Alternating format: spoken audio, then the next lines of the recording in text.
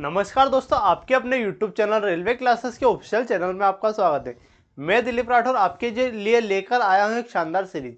ये जो सीरीज है आरआरबी जो ग्रुप डी के विद्यार्थी जितने विद्यार्थी तैयारी कर रहे हैं उनके लिए बहुत ही महत्वपूर्ण होने वाली। क्यों महत्वपूर्ण होने वाली है? क्योंकि आरआरबी ग्रुप डी की एग्जाम डेट आउट हो चुकी है। तो उसके लिए आपको जीके में क्या पढ़ना चाहिए, क्या नहीं पढ़ना चाहिए, इस हिसाब से ये प्रैक्टिस सेट की जो सीरीज है हमने डिजाइन की हुई है। और ये प्रैक्टिस सेट अगर आपने एग्जाम तक देख ली, कब तक? एग्जाम तक अगर आपने देख ली तो आपका 100% मतलब जितने भी क्वेश्चन आने वाले हैं जीके जीएस और साइंस सभी से, उसमें से आपके 80% क्वेश्चन इन्हीं क्लासेस से देखने को मिलने वाले हैं। ठीक है, तो आइए शुरू करते हैं। सबसे पहला हमारा आरआरबी ग्रुप डी जीके का प्रैक्टिस सेट नंबर क्या है?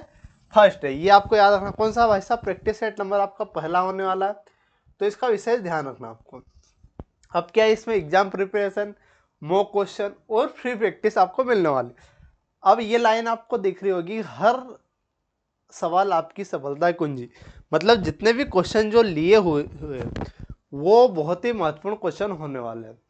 अब आप बोलोगे कि सर आपसे ही क्यों पढ़े, तो मैं थोड़ा मेरे बारे में बता देता हूँ कि मैंने जो है अपनी जो आरआरबी ग्रुप डी की एग्ज़ाम है वो भी क्वालिफाई की हुई है। दिल्ली पुलिस कांस्टेबल की जो एग्ज़ाम है वो 2 बार qualify, SSC CPO Delhi police SI वाली क्वालिफाई, एमपी पुलिस की 2 बार और एसएससी जीडी की भी क्वालिफाई की हुई है। तो ये हमारा कौन सा? ये दिल्ली एसआई का है। ये किसका भाई साहब?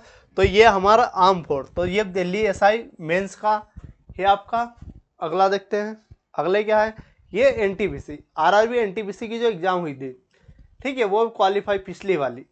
कौन सी? पिछली वाली जो लास्ट ईयर हुई थी वो वाली हमने क्वालिफाई की हुई है। ये एमपी पुलिस का है। तो ये सभी एग्ज़ाम क्वालिफाई की हुई है। तो इसमें आपका जीके में क्या पूछता है और क्या नहीं, तो इन्हीं मैंने कैसे क्या तैयारी करी उसी आधार पर आपको भी मैं बताने वाला हूँ। ठीक है, तो ये हमारी सभी थी। तो सबसे पहले हम एक मोटिवेशन कोट देख लेते हैं।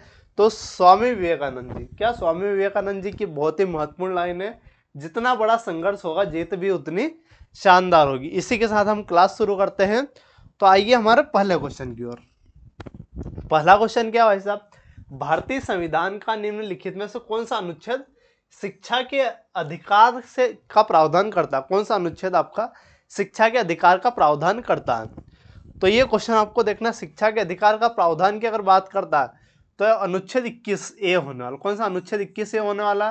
तो ऑप्शन बी आपका करेक्ट हो जाएगा। ठीक है, ऑप्शन बी आपका करेक्ट हो जाएगा। लेकिन शिक्षा के अधिकार कब जोड़ा हमने शिक्षा के अधिकार को? तो यहाँ से आपका क्वेश्चन बनता है 86वां संविधान संशोधन। कौन सा? 86वां कॉन्स्टिट्यूशन अमेंडमेंट 2002 कब हुआ था भाई साहब? 2002 में हुआ था। इसमें हमने क्या है जोड़ा था? एक तो मौलिक अधिकार में अनुच्छेद 21 से जोड़ा था। इसमें हमने 2 जोड़े थे। क्या? एक तो फंडामेंटल जो राइट है, इसमें हमने अनुच्छेद 21 से जोड़ा था, ये भी शिक्षा के अधिकार से। और हमारा कौन सा? मौलिक कर्तव्य। कौन? Fundamental duty. फंडामेंटल ड्यूटी या कर्तव्य यहाँ बोल लीजिए। ठीक है, कर्तव्य। तो ये भी हमने को जो 11वां मौलिक कर्तव्य, कौन सा मौलिक कर्तव्य? 11वां जो मौलिक कर्तव्य हमने इसी में जोड़ा था। 11वें मौलिक कर्तव्य में क्या है? जो 6 से 14 वर्ष के बीच की आयु के जो बच्चे हैं उनको अनिवार्य शिक्षा देना कर्तव्य होना चाहिए अभिभावक का। तो ये भी हमने यही जोड़ा। और 86वें संविधान संशोधन से अनुच्छेद 21 से जोड़ा है। अनुच्छेद 21 से हमारा शिक्षा संबंध है। फंडामेंटल राइट की अगर बात करें तो जो मौलिक कर्तव्य है कहाँ से कहाँ तक है? तो अनुच्छेद आपके 12 से लगाकर कहाँ तक है भाई साहब? 12 से लगाकर 35 तक आपके फंडामेंटल राइट होने वाले हैं। ये आपका अनुच्छेद होना। फंडामेंटल ड्यूटी मौलिक कर्तव्य आपका अनुच्छेद 51 में होने वाला। किसमें? अनुच्छेद 51A में होने वाला। तो ये आपको याद रखना है। तो ये सभी चीजें जो बता रहा हूँ वो आपको याद रखनी है। इस स्लाइड से एक ना एक क्वेश्चन आपकी जो एग्जाम होने वाली उसमें वो पूछेगा ही पूछेगा, किसी भी शिफ्ट में, लेकिन पूछेगा जरूर। आइए अगले क्वेश्चन की ओर बढ़ते हैं। अगला क्या है? निम्नलिखित में से कौन सा त्योहार केरल से संबंधित है? कौन सा त्योहार आपका केरल राज्य से संबंधित होने वाला? तो केरल राज्य से कौन सा संबंध होने वाला भाई साहब? केरल से ओणम संबंधित होने वाला। केरल से कौन सा आपका त्योहार संबंधित होने वाला? केरल से ओणम संबंधित होने वाला। बाकी पोंगल कहाँ से? पोंगल आपका तमिलनाडु से। पोंगल कहाँ से? पोंगल आपका तमिलनाडु से संबंधित होने वाला। तो ये भी आपको याद रखना, पोंगल तमिलनाडु से। बोनालो आपका तेलंगाना। बोनालो कहाँ से भाई साहब? बोनालो तेलंगाना से संबंधित होने वाला है। बाकी जो उगादी है ये भी तेलंगाना, आंध्र प्रदेश, वहाँ से ये ऑप्शन के हिसाब से आपका डिसाइड होने वाला है, लेकिन मेनली कहाँ होने वाला, तेलंगाना आंध्र प्रदेश वाले एरिया में होने वाला। तो ये आपको याद रखना है। 3 तो आपको याद रखना है, पोंगल तमिलनाडु से, ओणम केरल का और बोनालो आपका तेलंगाना का होने वाला। आगे बढ़ते हैं अगला क्वेश्चन। तो भाई साहब ये क्वेश्चन आपको कैसे लग रहे हैं और ये सभी चीज़ें आपको कैसी लग रही है जरूर बताइए कमेंट बॉक्स में, और ये सीरीज कंटिन्यू करनी चाहिए या नहीं ये भी जरूर बताइए। अगला क्वेश्चन क्या, कौन सा महाजनपद 8 जो लोकतांत्रिक कुलों का संघ था, 8 लोकतांत्रिक कुल, कितने लोकतांत्रिक कुल थे ये भी आपसे क्वेश्चन पूछ सकता है। तो 8 आपके लोकतांत्रिक कुल थे, उसका संघ कौन था, तो उसका संघ आपका वज्जी था। कौन था भाई साहब, वज्जी था। तो ये डायरेक्टली क्वेश्चन बनता है कौन सा, जो 8 लोकतांत्रिक गण थे उसमें से वज्जी आपका क्या था, संघ था। टोटल महाजनपद कितने थे, टोटल अगर महाजनपद की बात करें, टोटल महाजनपद की बात करते हैं, टोटल महाजनपद आपके 16 होने वाले। ये भी क्वेश्चन बनता है कि टोटल महाजनपद कौन सा होने वाले, 16 होने वाले। ठीक है, अगले क्वेश्चन की ओर बढ़ते हैं। अगला क्वेश्चन क्या है, अगला क्वेश्चन है आपका, निम्नलिखित में से किस अधिनियम ने प्रांतीय स्तर पर देश शासन प्रणाली को त्याग कर दिया। कौन सा, जो देश शासन प्रणाली को त्याग कर दिया, लोकप्रिय रूप से निर्वाचन, प्रांतीय विधायकों को उद्भव की अनुमति दी। तो किसमें भाई, प्रांत में देश शासन, मतलब देश शासन को समाप्त ही कर दिया गया। कब समाप्त कर दिया गया, तो भारत शासन अधिनियम 1935, कब, भारत शासन अधिनियम 1935 में ही समाप्त कर दिया गया। और अगर मैं आपसे बोलूं, क्या बोलूं कि भारत का जो संविधान है उस पर सबसे ज़्यादा प्रभाव किसका है, सबसे ज़्यादा जो एज इट इज अगर कॉपी पेस्ट की बात करें अपन, तो सबसे ज़्यादा जो प्रभाव है वो किसका है, भारत शासन अधिनियम का ही होने वाला है।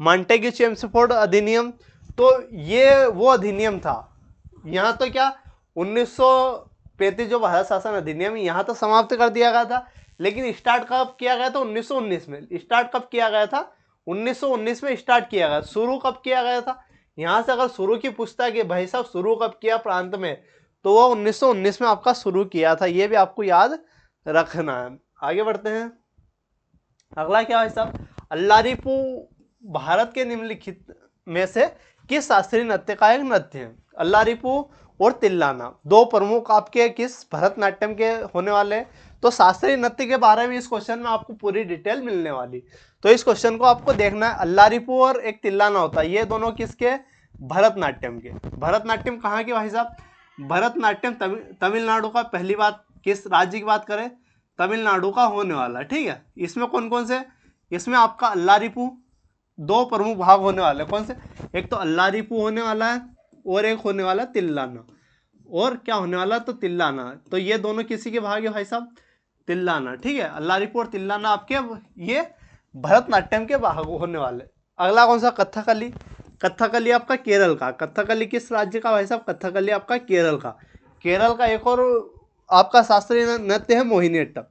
केरल का कौन सा, मोहिनी अट्टम भी होने वाला। मोहिनी अट्टम, मोहिनी अट्टम भी किस राज्य का भाई साहब, मोहिनी अट्टम भी केरल का होना। ओडिसी तो उड़ीसा का हो जाएगा। ओडिसी किस राज्य का, ओडिसी आपका उड़ीसा का हो जाएगा। और कथक कहाँ से हो जाएगा, कथक उत्तर भारत। कथक किस राज्य का, उत्तर भारत से संबंधित होने वाला है। तो यहाँ से आपके कितने हो गए, यहाँ से भरतनाट्यम, कथकली, ओडिसी और कथक हो चुका है।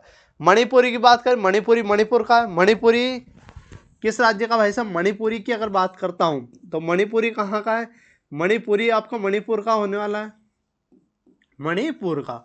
और कौन सा बचा आपका, सत्रिया। सत्रिया नहीं हुआ ना, सत्रिया भाई साहब सबसे नवीनतम है। सत्रिया आपका सबसे नवीनतम है, ये भी आपको याद रखना। सत्रिया कहाँ का, सत्रिया सबसे नवीनतम होने वाला। कौन सा, नवीनतम, नवीनतम सबसे नया होने वाला। ये किस राज्य का, सत्रिया आपका, सत्रिया असम का होने वाला। सत्रिया कहाँ का भाई साहब, सत्रिया आपका असम का होने वाला। तो ये आपको याद रखना है। और ये शास्त्रीय नृत्य से जुड़े, इससे डायरेक्ट क्वेश्चन आपका बनता है कि किस राज्य से कौन सा शास्त्रीय नृत्य होने वाला। एक कौन सा आपका बच रहा है भाई साहब, कुचिपुड़ी। कुचिपुड़ी किस राज्य का है, तो कुचिपुड़ी भी नोट कर लीजिए। तो कुचिपुड़ी जो है, कौन सा, कुचिपुड़ी। कुचिपुड़ी आपका किस राज्य का, कुचिपुड़ी आपका आंध्र प्रदेश का। किस राज्य का, आंध्र प्रदेश का। कुचिपुड़ी को थाल नृत्य या मटका नृत्य भी बोलते हैं। तो ये भी क्वेश्चन बनता है, किस नृत्य को थाल नृत्य नृत्य या मटका नृत्य बोलते हैं तो कुचिपुड़ी होने वाला। तो ये आपको ध्यान रखना है।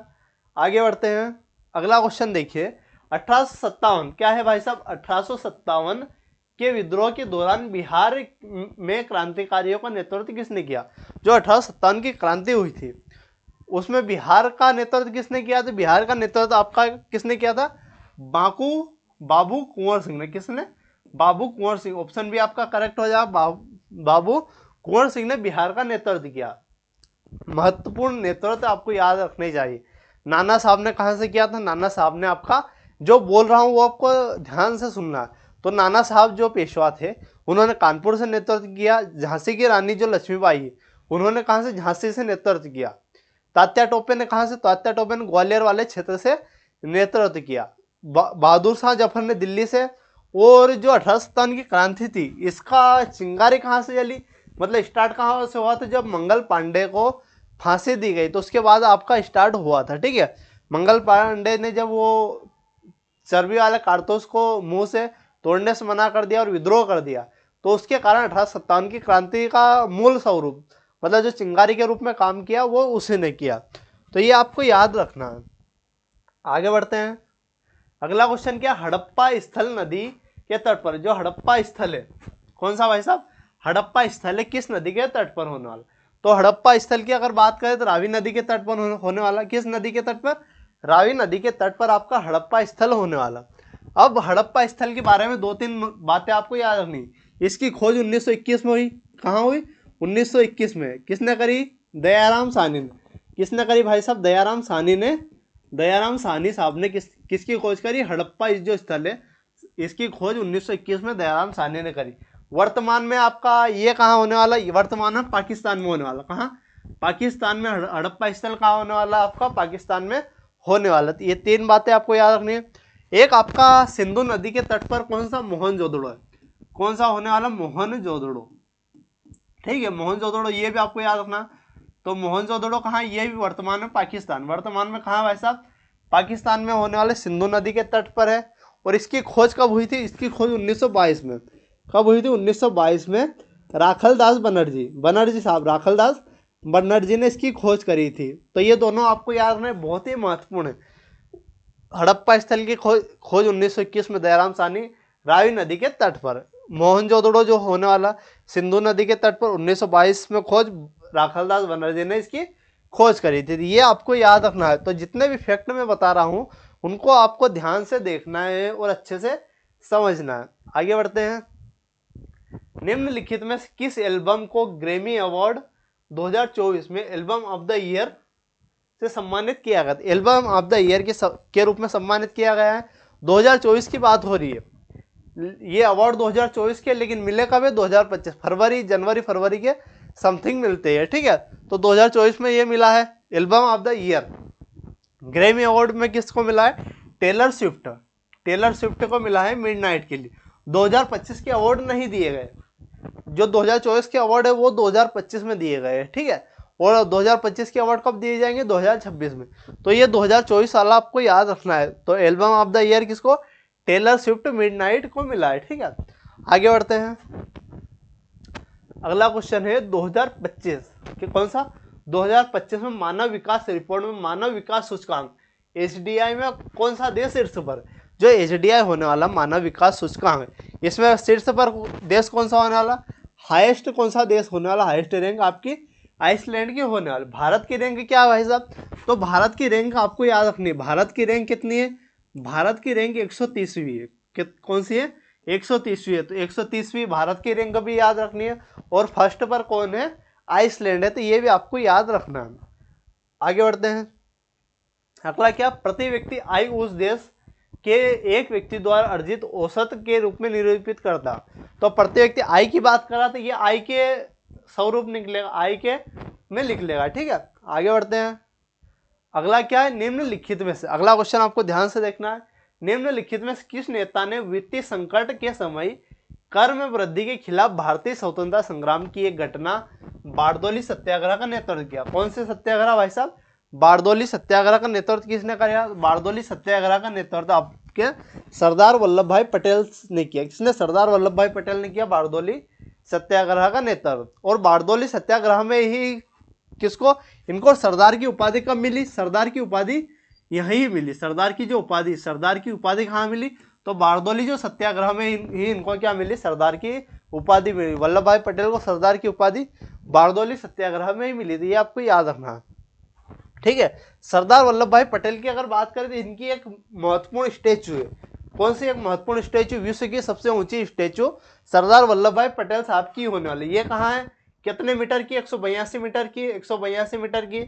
इसको किस नाम से जानते हैं, तो statue of unity, statue of unity किस नाम से, statue of unity, statue of किस नाम से जानते हैं भाई साहब, statue of unity, statue of unity के नाम से इसको जानते थे, ये भी आपको याद रखना। स्टेचू ऑफ यूनिटी के नाम से 182 मीटर ऊंची होने वाली, इसके वास्तुकार कौन होने वाले, वास्तुकार इसके राम सुतार होने वाले।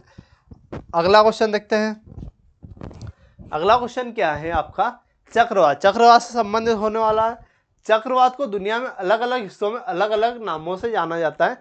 फिलीपींस में इसको किस नाम से जानते हैं, किस, कहाँ बात कर रहा है, फिलीपींस। बाकी भारत के जो एरिया में तो किस नाम से, चक्रवात के नाम से जानते हैं, लेकिन फिलीपींस में किस नाम से जानते हैं, फिलीपींस में इसको टाइफून के नाम से जानते हैं भाई साहब, किस नाम से, फिलीपींस में टाइफून के नाम से। हरिकेन कहाँ मान, किस हरिकेन किस देश के आसपास, तो यूएसए, यूएसए बोले तो अमेरिका। विली विलेज की बात करें, विली विलेज आपका ऑस्ट्रेलिया के आसपास वाले जो क्षेत्र है वहाँ विली विलेज के नाम से इसको जानते हैं। तो आपको टाइफून फिलीपींस, हरिकेन यूएसए, और विली विली कहाँ, विली विली ऑस्ट्रेलिया के आसपास के क्षेत्र में इसको इस नाम से जानते हैं। तो ये आपको याद रखना। अगला क्वेश्चन क्या भाई साहब, पोला त्योहार, कौन सा त्योहार, पोला त्योहार निम्नलिखित में किस राज्य का, पोला त्योहार किस राज्य का, तो महाराष्ट्र का आपका पोला त्योहार होने वाला। कौन सा, पोला त्योहार आपका महाराष्ट्र का होने वाला। कुछ महत्वपूर्ण आपका जैसे कर्नाटक का आपको यक्षगान याद रखना, कौन सा, यक्षगान आपका कर्नाटक का महत्वपूर्ण होने वाला। नागालैंड का हॉर्नबिल, कौन सा, हॉर्नबिल कहाँ का भाई साहब, हॉर्नबिल नागालैंड का। मिजोरम का चापचार कोट, मिजोरम का कौन सा, चापचार कोट कहाँ का होने वाला, चापचार कोट आपका मिजोरम का होने वाला। तो ये भी आपको याद रखना है, चापचार कोट मिजोरम का। तो ये सभी चीजें आपको याद रखना है। आगे बढ़ते हैं। मशहूर गायिका जो रिजवाना चौधरी बान्या है, कौन, रिजवाना चौधरी बान्या, पद्म श्री मिला इनको, वह किस देश की भाई साहब, बांग्लादेश की। बांग्लादेश की राजधानी क्या है, ढाका। मुद्रा क्या है, टका होने वाली। तो ये आपको याद रखना। आगे बढ़ते हैं। खेलो इंडिया यूथ गेम 2025, कौन सा, खेलो इंडिया यूथ गेम आपका 2025 की बात कर रहा, 2025 खेलो इंडिया यूथ गेम 2025 इसकी बात कर रहा। इसके कौन सा राज्य शीर्ष पर रहा, तो शीर्ष पर महाराष्ट्र पर रहा है। पहले पर महाराष्ट्र, दूसरे पर हरियाणा, और थर्ड पर कौन सा, थर्ड पर आपका राजस्थान। थर्ड पर कौन सा भाई साहब, थर्ड पर राजस्थान होने वाला है। और इसकी मेजबान किसने करी, मेजबानी, तो इसकी मेजबानी की अगर बात करें, तो मेजबान कौन सा होने वाला, बिहार। मेजबान कौन होने वाला भाई साहब, मेजबान आपका बिहार होने वाला खेलो इंडिया यूथ गेम 2025 का। इसमें शीर्ष राज्य आपका महाराष्ट्र होने वाला, मेजबान बिहार में। इतना तो आपको याद रखना ही रखना है। आगे बढ़ते हैं। अगला क्वेश्चन देखिए। अगला क्वेश्चन आपका क्या बोल रहा है, भारत के प्राचीन इतिहास के संदर्भ में ऐहोल अभिलेख महत्वपूर्ण है। क्योंकि ऐहोल अभिलेख क्यों महत्वपूर्ण है भाई साहब, तो ऐहोल अभिलेख, तो इसमें समुद्रगुप्त की महत्वपूर्ण सैन्य उपलब्धि, तो समुद्रगुप्त की उपलब्धि तो प्रयाग प्रशस्ति, ठीक है, प्रयाग प्रशस्ति, यहाँ आपको कौन से, प्रयाग प्रशस्ति की, ये यहाँ होने वाली, मतलब ये तो नहीं होने, अशोक के दम ये तो इसमें नहीं होने वाली। बाकी कलिंग शासक खारवेल के बारे में जानकारी, हाथी गुम्फा अभिलेख, खारवेल में कौन सा, हाथी गुम्फा अभिलेख, कौन सा, हाथी गुम्फा अभिलेख कहाँ होने वाला, यही होने वाला। बाकी ऐहोल अभिलेख में इसमें हर्षवर्धन और पर पुलकेशिन द्वितीय के विजय के बारे में विस्तृत जानकारी मिली है। तो ऑप्शन डी आपका करेक्ट हो जाएगा। क्या हो जाएगा, ऑप्शन डी आपका करेक्ट हो जाएगा। आगे बढ़ते हैं। अगला क्वेश्चन क्या है भाई साहब, भूपर पट्टी क्या है, भूपर पट्टी पृथ्वी की बृहत्तम परत है जिसका द्रव्यमान पृथ्वी के द्रव्यमान से प्रतिशत से कम है, जिसकी समुद्री पपट्टी और महाद्वीप पपट्टी का अधिकांश हिस्सा फेल्सिक चट्टानों से बना हो। कितने प्रतिशत से कम होने वाला भाई साहब? 1% से भी कम होने वाला। कितना? 1% से भी आपका कम ये होने वाला है। अगला देखते हैं। फिलिप्स वक्र के अनुसार एक अर्थव्यवस्था में बेरोजगारी और मुद्रास्फीति के बीच संबंध क्या है? फिलिप्स जो चक्र है, ये जो इकोनॉमिक्स से क्वेश्चन होने वाले हैं, ये डायरेक्टली आपके क्वेश्चन बनते हैं, तो ये आपको डायरेक्टली याद रखना है। तो जो फिलिप्स चक्र है, एक अर्थव्यवस्था में बेरोजगारी और मुद्रास्फीति के बीच में क्या संबंध है? तो ये दोनों क्या होते हैं? व्युत्क्रमानुपाती होते हैं। कैसे होते हैं?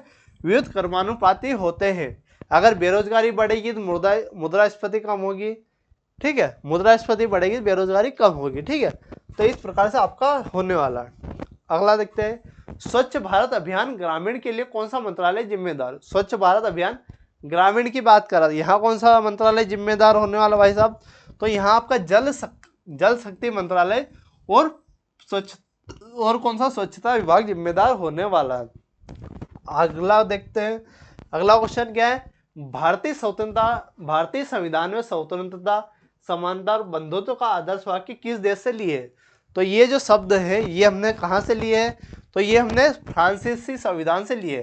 कहाँ से भाई साहब? फ्रांसीसी संविधान से लिए। बाकी हमने रूसी संविधान से क्या लिया है? मौलिक कर्तव्य। रूसी संविधान से क्या लिया भाई साहब? मौलिक क्या लिया? मौलिक कर्तव्य कहाँ से लिया हमने? रूसी संविधान से मौलिक कर्तव्य लिए है। कर्तव्य, ठीक है, मौलिक कर्तव्य। अमेरिका के संविधान से मौलिक अधिकार, फंडामेंटल मौलिक अधिकार कहाँ से लिया? अमेरिका के संविधान से। अधिकार कहाँ से लिया भाई साहब? तो ये हमने अमेरिका के संविधान से लिया है। तो दोनों आपको याद रखने। मौलिक कर्तव्य कहाँ है? मौलिक कर्तव्य आपके अनुच्छेद, आपके भाग 4 है, भाग 4 है, और अनुच्छेद 51 है। अनुच्छेद कौन सा? 51 है। मौलिक अधिकार की बात करें, ये भाग 3 में, भाग कौन सा? 3 में। और यहाँ से अनुच्छेद कौन सा होने वाला? अनुच्छेद 12 से लगाकर 35 तक होने वाला। तो ये आपको याद रखना है। बाकी इतना आपको सोचना नहीं है, ठीक है। तो ये आपको पूरी ध्यान रखना है। और जितने भी क्वेश्चन मैंने कराए भाई साहब, वो आपको ध्यान से देखने हैं और पूरे एनालाइज करना है कि क्या पढ़ाया गया है और कैसे क्या, ठीक है। तो पूरी क्लास आपने देख ली है। अगर यह क्लास आपको अच्छी लगी हो तो लाइक कीजिएगा, और अच्छी नहीं लगी तो भी लाइक कीजिएगा। क्यों कीजिएगा? क्योंकि इन्हीं क्लासेस से आपका सिलेक्शन होने वाला, क्योंकि क्वेश्चन अच्छे लेवल के हैं और जितने भी एग्जाम निकाली हुई है उन्हीं के आधार पर ये क्वेश्चन डिजाइन किए हुए, ठीक है। तो ऐसे ही वीडियो के लिए चैनल को सब्सक्राइब कीजिएगा और हम मिलते हैं अगले वीडियो में। धन्यवाद।